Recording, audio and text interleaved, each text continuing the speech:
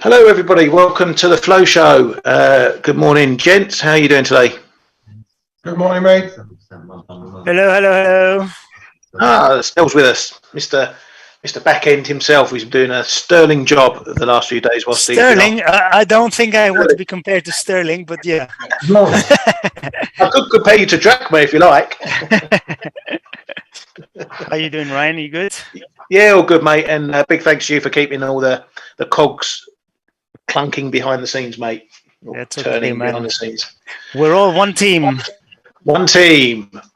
No iron team. Apart from tomorrow, actually. Tomorrow, Kay is going to be on his own, so it's going to be a shorter webinar. And probably a better one than usual. You never know. I might pop up and split this fun. I don't know. Well, enjoy your birthday tomorrow, mate. Yeah, thanks, mate. You know, officially, your life starts tomorrow. Does it? A man's life starts at 50, mate. It does. What, the downhill part? No, look at Stel. I mean, surfing, having good food, driving nice cars. I mean, it's all happening. If you exclude things like play the Euro Millions, right? Yeah. Does that mean Stel's buying me a car for my birthday then? Sorry, say again? Does that mean you're buying me a car for my birthday then? Maybe a model one, a little one. Even the dinky toys are expensive these days. Huh? Yeah, you know what? I bought a miniature 1/18 scale of model of my car. It was like 300 quid. I'm like, what the hell? If you want the original ones, they are very, very expensive. They're not cheap. No. Yeah, I'll probably get a Lego one. That'd be my lot. Anyway, let's get back to business. Well, actually, there's not a lot going on, but we've got a busy day ahead, and obviously the ECB is going to be one of the main focal points today. So let's just get all the bits and bobs out the way. PBOC, they fixed the rate today down at 7.1570, so another lower fix there, below the 7.1638 yesterday. But we have seen a bounce in one pairs at the moment. So a little bit of a yield follow, I should think, at the moment. You could almost compare this one to what's been happening in dollar yen and indeed some of the other dollar pairs. So not really moving around so much on China's fundamentals, more a bit of a follower at the moment. So it's the picture is a bit unclear trading wise. I like to have definitive angles when trading this one, i.e. what is the PBOC doing? Are they letting it weaken? Are they putting the brakes on? That's where I mainly look for my opportunities here. So a bit of waffling around. Z said that he's willing to find ways to get along with the US on Chinese state television, whether that was one of those pressers where for Western ears, so to speak, rather than for domestic ears, because they tend to do that a lot in China. You have to understand there's always two sides. There's what they issue globally, statements, comments, that sort of thing, and there's a different line they take domestically. But anyway, that was state TV saying they want to get on with the US. We'll see what happens with that. There's been no detailed talk about meeting with Biden, although it continues to be floated around now and again. Over to Japan, Suzuki, as per usual, out with the usual FX lines, but apparently the stimulus measures are going to be announced tomorrow. So it's somewhere in the probably the 25 to 30 trillion mark for Japan. What stimulus the government's going to do. Apparently we may get all that or closer ideas on that tomorrow. We'll see what happens. Obviously tomorrow morning is the Bank of Japan coming early. Bit of a strange one being a Friday, but that's when it is anyway. So we're going to find out a bit about what the Bank of Japan is going to do. Are they going to signal any sort of small language changes? Obviously no change to policy expected, but it's going to be all in the language, and they're one bank where single words can matter. So any little hint of potential changes and we're likely to see yen pairs reacting quite strongly. If it is all unchanged, it might give dollar yen a bit more of a lift, undoing some of this move we've seen over the last few days. I am itching to be short again, but I'm not chasing it down here. I didn't want to chase it since about 148. I'm definitely not chasing it down here. I'll need a very good rally to get me looking at shorts. I may not even touch it until the Fed. See what happens over the days ahead. What do you make of the Japanese stuff, Kay? Is this stimulus package going to make a big difference? Is it going to be a market mover, or we know roughly? It's not. We know. We know that they've been talking about it for weeks, but so it's not going to change anything. But it just confirms the fundamentals that putting stimulus in place is never. It increases government spending, and it increases also, for me, the risk that Bank of Japan is just going to continue because they have to sponsor the whole thing. So it does water down the yen again, in my opinion, just from the fundamental side. We've seen a big reset here in positioning, I think, for the dollar yen, but then. Stimulus packages, but there are no new feet in Japan, but they have been the under the surface one of the reasons why the yen is continuing to find sellers on rallies, and I think the stimulus package over there is just adding to the pressure on the MOF, Yeah, and what do you think for the Bank of Japan tonight? Bank of Japan.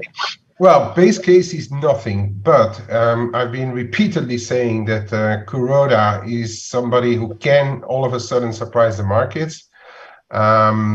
So the last one was about 5-6 years ago when being at what is it, the stuff in Switzerland there, the Davos. Yeah, the Davos meeting, when he all of a sudden went. While laughing his brains out, he said they were going to do QE and go negative rates, and he made the dollar yen move like 5 big figures. So he could surprise. He has been saying again that he won't change anything until the end of his tenure as a Bank of Japan governor at the end of March.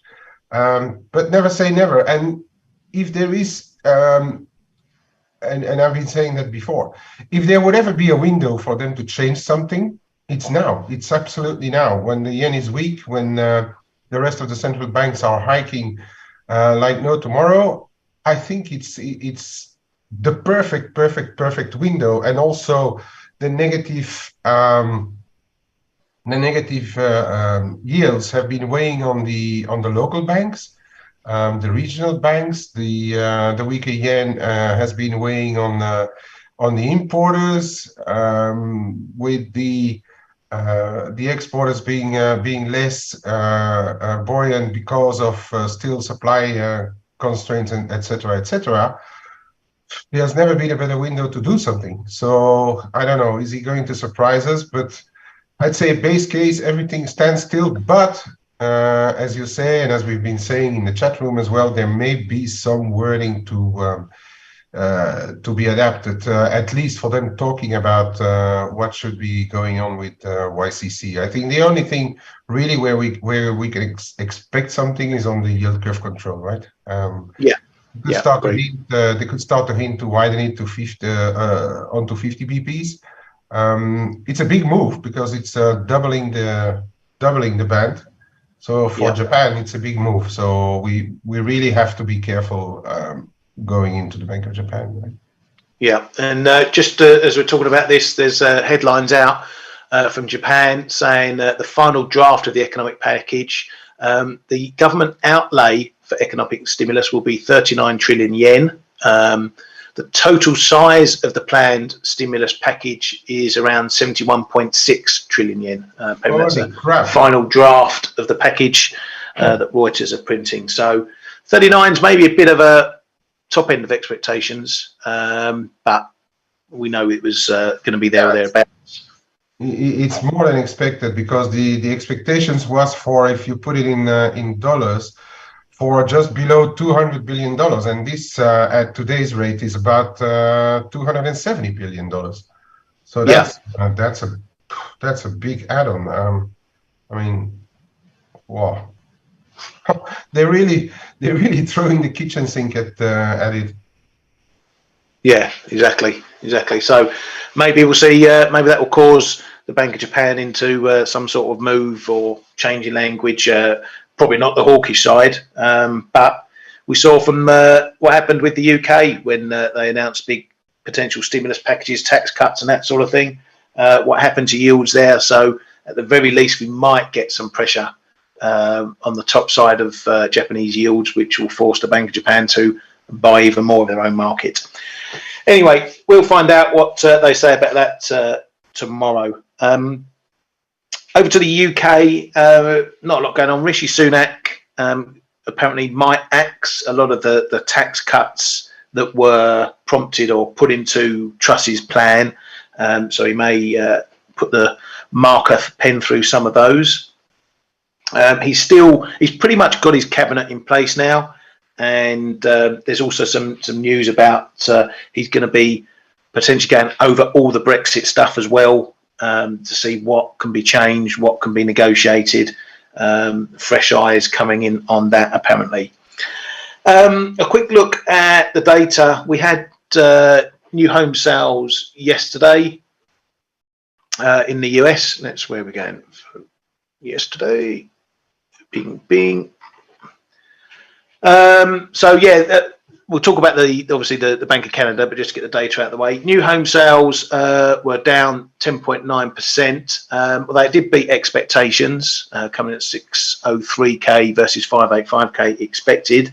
On the price front, though, we saw a jump in prices to median prices to 470,000 from 436,000 the month before. So we have been seeing price weakness coming in elsewhere, but again, we've got a bit of data that's bucking the trends there. So these are still elevated, going higher as far as new home sales are concerned. So just a couple other highlights, news items. Well, one other one. Putin has been talking this dirty bomb stuff. Yesterday, he said he was aware of Ukraine's access to a dirty bomb or potential use of a dirty bomb. This is something that keeps floating around during the day, comments on what's going on in the UK. Call it false flag, call it whatever you like. That's where we're heading at the moment.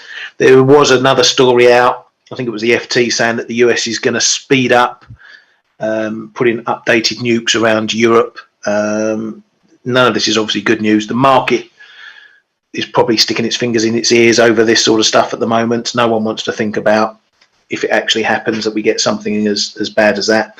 But these headlines are still floating around. So let's take a look at the Bank of Canada, because two things have come from this. A, they've slowed down their hikes unexpectedly, going from 75 pips expected to a 50 pip hike. Macklin was very, I'm not going to call him dovish. He was a bit bearish, a bit cautionary, or very cautionary on the economy, and particularly the trade-off between fighting inflation and how hikes are affecting the economy. So very cautious, as I say, about as close to talking about a pivot as you probably could get without actually mentioning it was a pivot.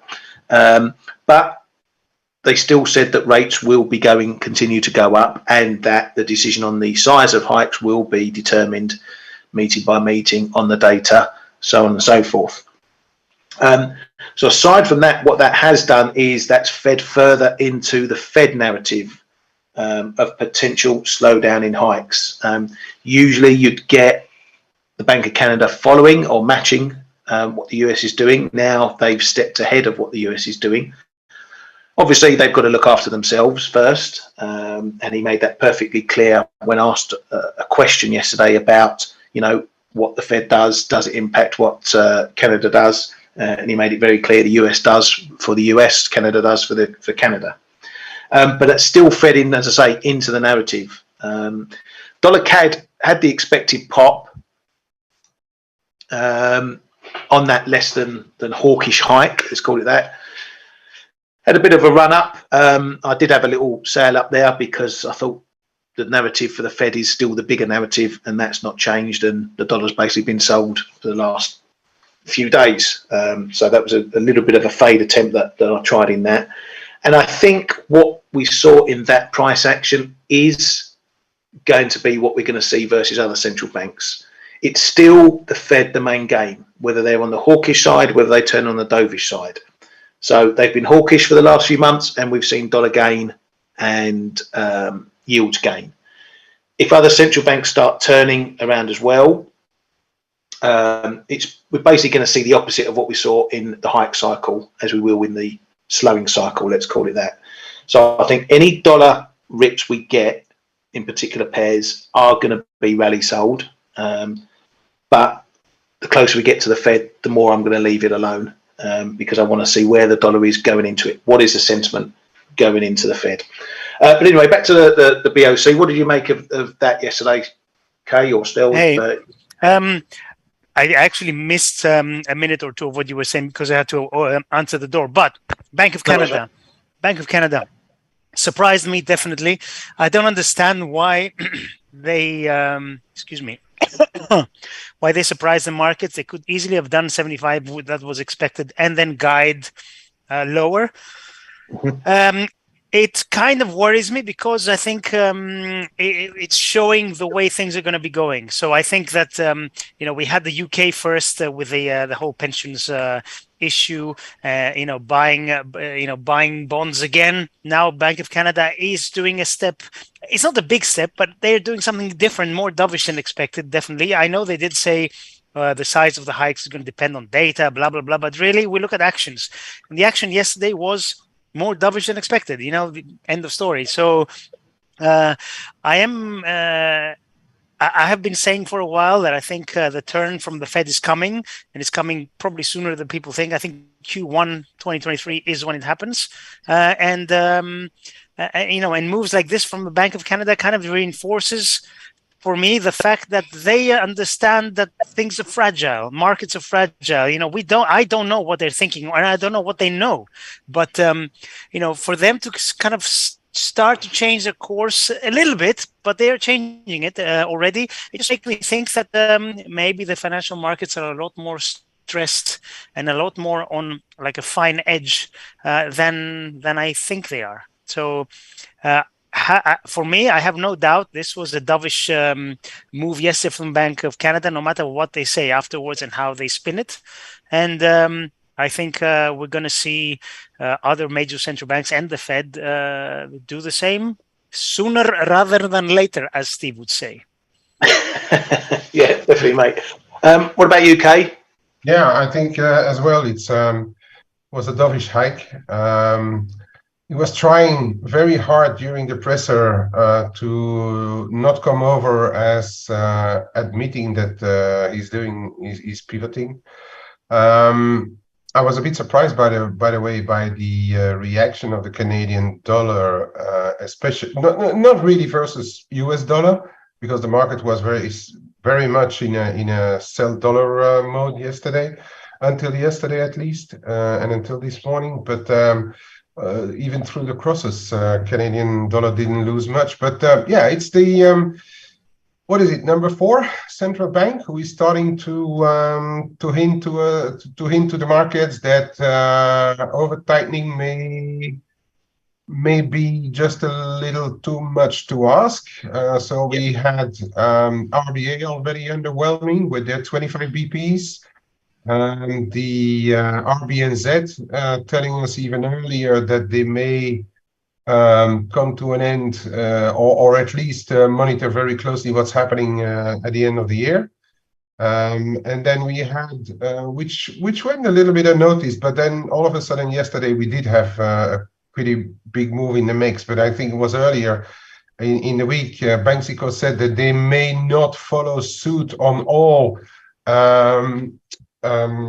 big Fed hikes in the future, and so this Bank of Canada is number 4. So yeah, we have to take it into account, I think. This being said, I mean, looking ahead to the Fed, if Powell doesn't change anything, I'd be a bit worried if I would be short dollars come next week. But that's music for next week. So, and it makes the ECB meeting somewhere even more interesting, even though they should be somewhere on autopilot. But if they give a hint that they are not going to bring QT forward also, it may be the fifth central bank who is hinting at something, and Estelle said not wanting to break anything more than being overly, how shall I say, more than wanting to pivot because the economies are so bad. We know the economies are not very good, but that's those are early signals. So I was a little bit dovishly surprised as well on the CAD. Yeah, chaps, one more thing I want to add, if I can. You know that we had the Trader Summit last weekend, and we had Danny Blanchflower. Hold on, what's up? Hold on 1 second. Sorry about that. We had Danny Blanchflower, right, who was, by the way, great debate, and who was an ex-Bank of England MPC member. And he said something very interesting. He said the way central bankers work and make the decision is they try to project what the economy is going to be like in 2 years' time, because they know there's a lag in everything they do. I think he actually said 1 to 2 years' time, but you know that there's a lag at least 6 months. You hike rates, you see the results 6 months out, and if not more. So the Fed at the moment, they're trying to understand how their sudden and fast hiking is going to affect the economy a year from now. And on the other hand, though, so basically they're trying to understand that. So you could theoretically see them take the foot off the accelerator a lot sooner, a long time before they actually see a big change in inflation and all that, all those numbers. On the other hand, though, they have the pressure of not looking like idiots and losing the credibility by putting taking the foot off the accelerator too early. Because if inflation is still running at 7%, you can't just say, "Oh yeah, that's it," even though it might be the right decision. So theoretically, they're going to kind of overdo it again with the hikes, and because they kind of have to. So it's. I think we are getting to the point where already at the point where data is turning and where things I think are going to start slowing down. Inflation is going to come down in 2023. I'm convinced of that. But the Fed, just to save their credibility, and the other central banks, I think they're going to probably stay on the accelerator for longer than they should. So just something to keep in mind of for all these people who are hoping for a U-turn, for a pivot next week by the Fed. I think this is one of the reasons why they won't. So I agree with Ryan when he said that going into the meeting, I think we should be selling rallies in dollar, buying dips in equities. But over the meeting, I would be very, very scared to be short dollars. Yeah, no, exactly that. And I've said it all along that they've hiked so hard and so fast, they have no idea what that's going to do to the economy. I think their soft landing is out the window. I think they're going to get kicked in the arse, but like you say, that'll be 6 months down the road when we might see that, or 3-4 months down the road. But anyway, the Fed will be obviously the big conversation we'll have next week as well. So let's get stuck into the ECB and what's going to go on today. Expected, if we take all the ECB talking heads into account, we are expecting a 75 pip hike today, with potential signals for a 50 in December, and then maybe a pause from there on in. So really the conversation or the market moves are going to be on whether we get that or get something different. Of course, if they don't deliver a 75 pip hike and go 50 with a view of 50 in December, that's going to get battered by the market, and euro's likely to dump all the way back down again. It could be a case of a bit of buy the rumour, sell fact here. So bear in mind what we've seen in the euro at the moment, and where it's gone over the last few days. Quite a swift move. Take from last week, we're talking, from the 97s up to the parity mark, nearly 101. So that's quite a big move in itself. So they've got to be really hawkish to potentially see the euro rocket even further from here. And as we know from history, even when hiking, Lagarde likes to keep things as calm and even with a dovish slant as possible. You're not going to get a Fed Powell type hawkish slant from Lagarde. I'd be very surprised if that ever happens. So for me, going into this today, I think the bigger price risk is for disappointment, i.e. that will bring the biggest pit move, and that'll be for the downside, versus what may happen on the upside going in afterwards. So it could be limited. I was doing a bit of chart drawing today, just to show you. This really shows you the scale of what we've got to do to turn this trend around. This has been a real long trend, and even what we're seeing now, you know, significant moves pip-wise off the lows, but we're not even close to the 38.2 fib of this whole move. And for me, the fibs give me an indication of where we are in the trend. You know, this is, on a longer term basis, this could be just a dead cat bounce. Unless we get up to this 38.2 fib and get above it, you can't really say that the trend is changing. Yeah, you know, we can have some trend lines coming down on here that show breaks like this one here. But for me, it's the fibs that really tell me whether a trend is changing or not. So with that said, I potentially don't see anything that sends us really higher. The ECB or the Eurozone, Europe, is in the same boat fundamentally, facing economic weakness, still with the war on its doorstep, still with the energy problems. There are still far too many reasons to be bearish the euro than there are bullish. What we're seeing in this euro bounce is more from the dollar side, and market selling the dollar on the back of possible Fed pauses. So when you look at it on a fundamental basis, I still don't see a reason to buy the euro fundamentally. I think we're going to be playing still the who's going to have the dirtiest shirt, i.e. who's going to be weakest the least, who's going to get into a deep recession, who's not, and the US is probably still going to be the best of the bad bunch, which will keep the dollar bid on that fundamental aspect. So really for me, if we get a look up to that fib, it's going to take some big news. If we don't, I think we're going to possibly see some ranging going on, a bit of consolidation, maybe through the winter. Obviously, depending on what the Fed does next week, will be a decider. But I'm potentially looking at something in maybe 102, 103s up top, and maybe down to that 98, 97 down below as a range to trade in, maybe through the end of the year into next year. But for the ECB, as I say, I see the bigger price risk at the moment on them disappointing. If they follow through with what's expected, I don't think there's much huge upside for the euro, and what happens there may get sold into pretty quickly. Guys, let's get your calls for the ECB now. Put your butts on the line. There's no way they're going to disappoint, my opinion. No way. 75. Now, what do they tell us afterwards? Tough one. I think they're gonna stick to the to their previous narrative. So I don't see any big turns either way. Not yet. Maybe next meeting. Yeah. Cool. Kay. Well, as I've been saying yesterday and in the chat room, to me the kicker will be what they are doing with the TLTROs and the APP. There they have wiggle room.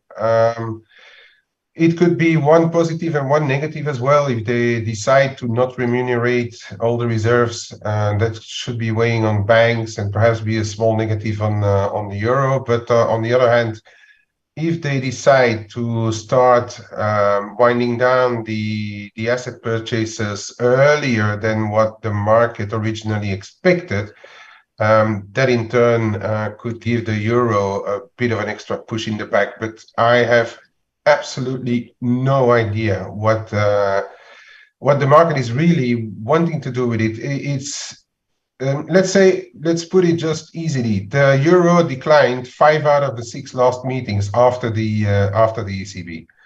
Now we are in a different scenario. of course. The dollar has rallied a lot, and now correcting a bit. But I don't know. I mean, this is really. I'm going to be, for me, the 75 is baked in. If they do anything less, it's going to be a huge disappointment. But base case is not for them to disappoint. And I can't see how Lagarde and the Doves would agree to a 1% hike. So it's probably going to be 75, and then see what they say about future hikes, APP, and Teltro. Yeah. So what do you think, Ryan? Sorry, mate? What do you think about the ECB? Yeah. As I say, I think they go the 75, and I think they indicate maybe the step down to the 50. Obviously, they'll do the usual two sides of trade, keep the door open, as they like saying, not pre-committed, that sort of thing. I think I'll be looking. Yeah, the QT stuff is going to be big. TLTROs, that's going to be big, but it doesn't feature a lot for most traders, if you know what I mean. It's something that the propeller heads like to get into, what it means. So I'm going to be guided by what they say and what the market says. But I think, if you bet on a hawkish ECB, you're going to lose 9 times out of 10 on that. They know how to dumb down even a hike cycle. What I will be looking for is, on top of that, is if they do give us a bit of a closer indication on neutral rate, where they expect to get to, when they're going to start pausing, that sort of thing. Because let's face it, the way they talk, then they get to 4.5-5% rates. I think they might be forced there. That's a separate thought, but they're going to have to hike rates kicking and screaming. So that's my view on that. But I want to ask you guys, just on a longer term basis for the euro, has it stopped going down? I personally think it has. The question is against longer term view. We've that low into September. Then we had the Fed, confirming the jump up in their ceiling, and we haven't been able to get lower since then. So for me, I think there's a real strong sign that we've got a bottom in place here at the moment. But can it go all the way back up, 110s, 115s, or is that a bit of pie in the sky, guys? So you're talking about against the dollar, basically, or against? Yeah. Yeah, I think the euro dollar is going to be driven by the dollar a lot more than it gets driven by the euro. So if you ask me, with a 6-month view, what do I think? I'll be buying it here. If you ask me with a 2-week view, I don't know. I really don't. But in the if I take a step back and I look at the big picture, both in terms of technicals and also in terms of macro, we are not quite at the point where I'm going to say, yeah, Europe is kind of survived this whole situation with energy and all that. But I think we're getting close to, this could have been the bottom. Let me put it this way. I think it's going to take a lot for this bottom to be challenged again, and it's going to take basically a pretty hawkish Fed to do that. So to answer your question, with a very short-term horizon, I have no clue. With a more medium-term horizon, I think definitely. Yeah. Okay. I think it's too early to tell personally that we have turned the corner, but I would say, and as I've said before, I think the lows that we have seen could just hold. But I think it's too early to tell if we won't go back down there. But the really much lower rates for the euro, I think that some of the tailwinds, some of the tail risks have been reduced now.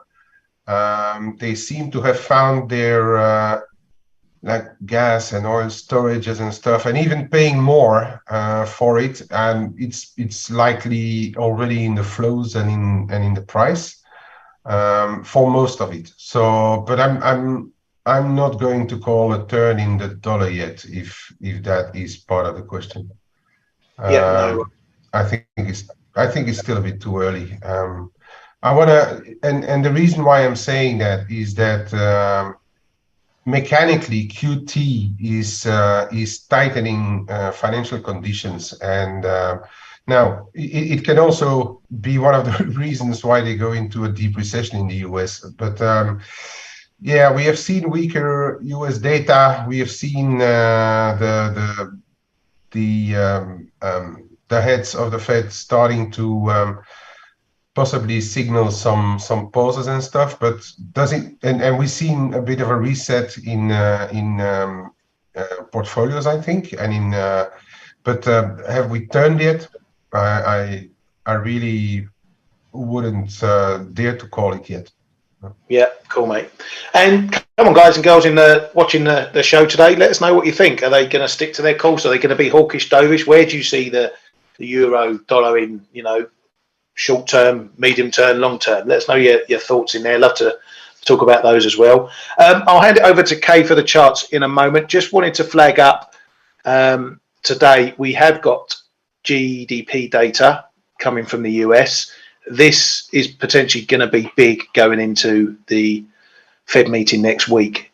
We are expected to see a jump back into expansion, 2.4%. So a bit of a bounce off what we've seen the prior quarters. It can be quite volatile. If this comes in negative on the first blanch, I think it's going to tip the apple cart further for the dollar and yields, because that's saying that the US is firmly in recession. So this is going to be a big number today. I wouldn't worry too much about some of the other stuff. Don't worry too much about the PCE numbers. We do get those for the monthly tomorrow, even though they're just going to be a follow-up to the CPI data a week or so ago. But this number here is going to be big today. So that could be another big decider for the Fed. So on that, Kay, do you want to grab the charts, mate, and if you want to have a little look around? Yeah, sure. I mean, so we have interest rate decision at 1:15 our time. Then we have the GDP at 1:30, and then we have Queen Suntan at 1:45. Yeah. Wicked. Busy typing fingers. Yeah, I think I might fake a power failure, an electricity failure here at my place just for the afternoon. Oh dear. Well, this being said, I'm just for everybody to know, I'm going to be traveling extremely light into whatever happens into what's going to happen this afternoon. I've had a bit of wrong reading of the markets earlier in the week, then had some really nice trades, had a bit of a ping pong in the dollar yen this morning, and it's going pretty all right. So I mean, there's no big damage in the books, but I know I'm going to be trading very light into the ECB. So over then to euro dollar. I could put it on a slightly lower time frame to see the lines a bit clearer. So yesterday we broke this. No, the day before yesterday we broke this trend line that we have been seeing since the start of the year. The channel has been broken. So there were a few decent levels around there, even on the FIB side as well. Break, retest, acceleration, and with the global dollar sales, this thing really signaled a pretty decent break, and we have done like a percent and a half or so since then.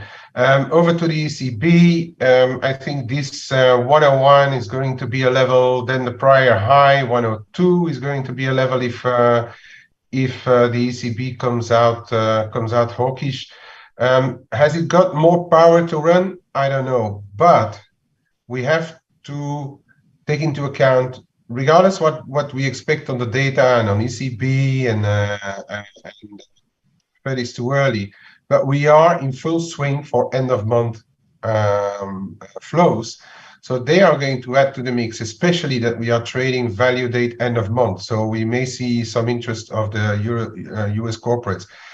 And I'm saying that because usually they are rather on the dollar buying side, and the end of month models are signaling rather dollar sales. So it could get very interesting today if ever the ECB would somewhere disappoint, or the market thinks that okay, Ms. Lagarde is keeping everything in check. And the US corporates are adding on top of that with a not too bad Q3 GDP. This thing we can't rule out at least a firm retest of this level, and why not get some stops out of the way. But that should be how should I say, due to a combination of dovish factors for the euro and the month flow. So be very careful with those numbers. Even a break below could end up being a fake one and then go up later. But yeah, so keep an eye on if they would be having a bit of a hawkish tone and confirming what the market has been doing lately, that is to sell dollars. We could be in for a test of 102. Why not? So keep an open mind on this one. Cable. As you know, to me, the big level is around here. It's also a bit of a trend line coming in. The big level for the cable for me is going to be 117.60. And in the meantime, I'd respect the fibs a little bit, also the month-end flows. They could be driving this since there's been so much volatility in the sterling lately. Be careful with what you do, because 100 points in the cable is quickly seen. So to me, there's going to be a bit of a psychological 115 here, the prior top, and then 114. But the top side really, it could be enough where we've seen it, but I don't view 116.5 as a big level, to be fair. To me, the bigger level, and keep an eye on that. Perhaps we need to wait for after FOMC, I don't know, for a test. But the big level to me is going to be 117.60. And I never look at those, but I thought it was just a pretty picture. Dollar yen. So this is what they call a pitchfork, and I've taken it from the first. We've started the uptrend, then we had the first decent correction, taken it from the low there, and then up to the 139 and the correction there. And this is how it looks. And even if we look at, so we did a retest here, it went higher. Even the interventions, you know, they have seemingly respected it, but since I'm never looking at this, I'm going to take it away and show you what I really look at. And what I really look at is this here and here. So we've broken outside of the upward channel, but on what I suspect was the last legs, or maybe not the last legs, but Tokyo was also trading value date end of month. And this seems to me to have been the value date end of month trading in Japanese yen, and it's been going on the whole Japanese session until they're closed, and then all of a sudden we saw the reversals. So we could argue here that we are in a false break situation. So this is going to be one that I'm going to keep an eye on, a very, very close eye on, over the Bank of Japan. And then over here, 144.75 is a little bit my make or break, really. If we can compare it to when we were trading euro dollar around parity, when I said 99 is the make or break level for parity. And I consider this 144.75, it's also psychologically below 145. Below where they started to intervene again. So this one is for me really important. And then of course, if we start to hold here, why not? You know, why not? Having seen the bottom of the retracement and going back up, the fact to me is that Japanese fundamentals are still weak, and they are still in negative current account, negative trade balance, and they're putting like hefty stimulus packages in place. So this one, the fundamentals are against a deeper drop how shall I say, not a deeper drop in dollar yen, because that is going to depend on the dollar as well. If the US 10 starts to really crack, but a stronger yen. So if it's not via the dollar, perhaps other yen pairs could continue to rally. Quick look at what's happening in the tens. Upward channel tested around 4%. 4%. We've been talking a lot about this 4% mark in the US tens. For the time being, I'm going to say it's holding, even though it tried below 4% yesterday. To me, this is holding for now. So, and perhaps until FOMC, it could continue to hold. If we start to break a little bit the same, if we start to break below 390, 395, could be on the FOMC, who knows? Then we are talking differently for the dollar. Then I think that the dollar could correct, or we could see much more, or at least more dollar weakness. I'd keep a close eye on that one. The twos are still very much stuck at 440, 450, where the terminal Fed funds rate is expected for now. I'm not here, Aussie. Yeah, I showed this one, broken the which could have been a flag, broken the flag. And we've seen the retest, and we are not far from the 64.5.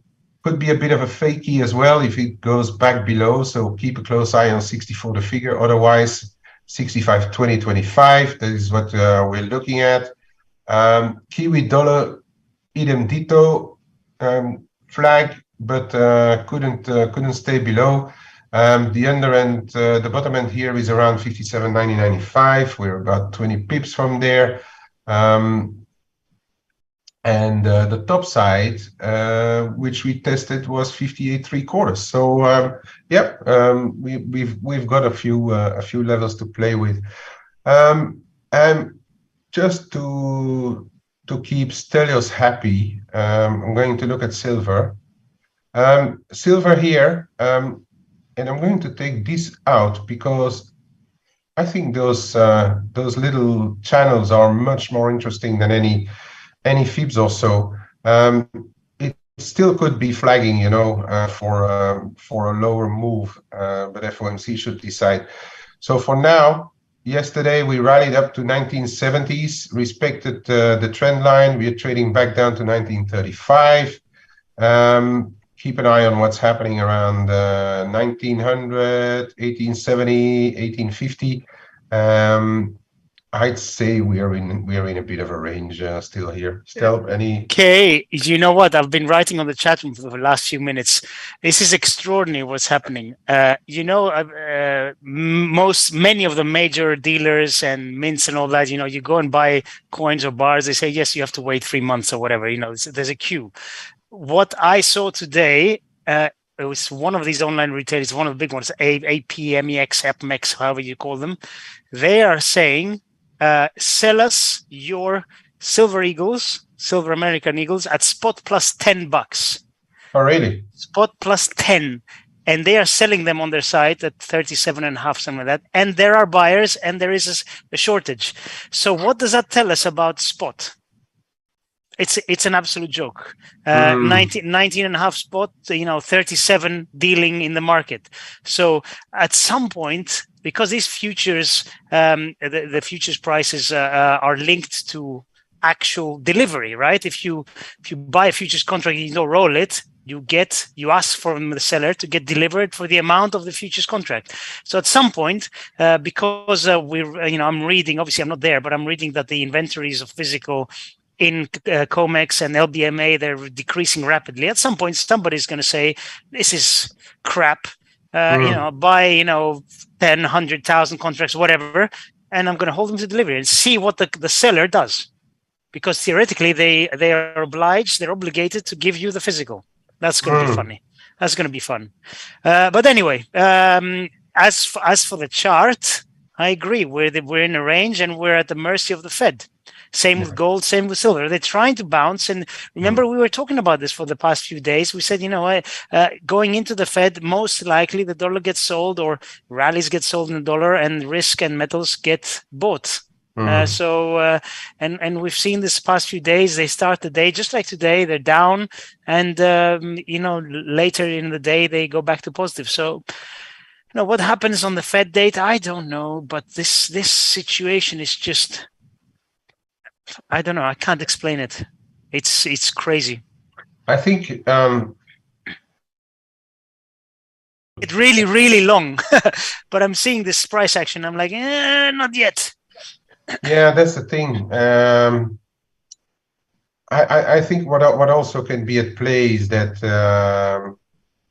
we need for this to really ramp higher. We need the economy actually to turn the corner again on the more positive side, right? And then you got like industrial metals should. Or China opening up. If China opens up, this thing should absolutely take off, right? I agree. But we are waiting, and I think the what's happening as well is that perhaps the bigger players are waiting, and then I don't know if they keep it like David says, artificially low. Of course, it could be the case, but it's perhaps more a case of yes, there are shortages, but the big players are not there to go and create a vacuum, if you mean, if you want to really need them, and China coming around, or even if the US can put finally their stimulus packages in place, turn around and say like, oh yeah, we need it now, we really need it. So and then this thing is going to take off major league. Yeah, and I'm looking at the time. I just wanted to show one last one really, and that's dollar China. So they have intervened, and then you look at those corrections, and if you put it on the on a shorter time frame, you look at the corrections in dollar China. That's likely that's what we said. Those interventions of the submarines. Here we had it again. But we're seeing the same phenomenon as we've seen on the first interventions of the Bank of Japan. They don't hold. They don't hold the lows, and to me that's still telling. And I'm not ready to give up on my more bullish view on the dollar China yet. There is though an interesting level and an extension and stuff. If people look at technicals.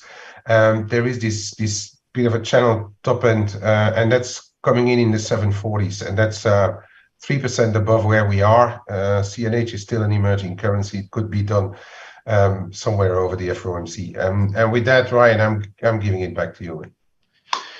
Thank you very much, guys. Good info as always. And thanks, Lucas, for your point there on the Fed. You're going to think that the Powell will keep keep the pace and tone, and we may have a strong dollar after the Fed next week. Yeah, good points there, and I pretty much agree with you, I think, there. So, yeah, all that remains is to say good luck for today. Be very careful over the ECB. Make sure your positions are protected. Don't get caught out on a limb. Always look for the second wind with what happens over the ECB. We get the announcement, then we get the press conference. Sometimes the price can pause. If there's been big news in the announcement, not so much in the presser. The market waits to get the final comments out of Lagarde, sometimes before they're making a secondary wind move. So just keep that in mind if you're trading over it. Don't think that the market has stopped doing what it wants to do while Lagarde's speaking. And on that note, have a great day. Kay, we'll see you tomorrow. Maybe I'll pop in. We'll see what happens. It's going to be a good one. Thanks for coming to the Flow Show, everybody. Thanks, Kay. Thanks, Dale. And you'll be seen tomorrow.